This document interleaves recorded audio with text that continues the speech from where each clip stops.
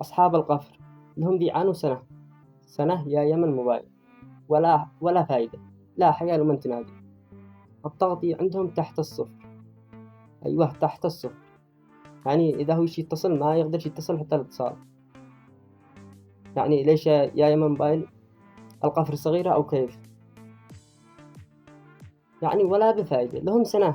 قلهم إذا هو يشي يتصل واحد يعني له بقعة مرتفعة ولا يطلع عليه رأس جبل، يعني من قدانا، يعني الجبل قبال نقل سمارة ولا النقل سمارة بقعة قليلة تغطية يتصل، ولا قليل من المخادر، ولا ما بش تغطية عندهم ولا بأي مقاومة داخل القفر.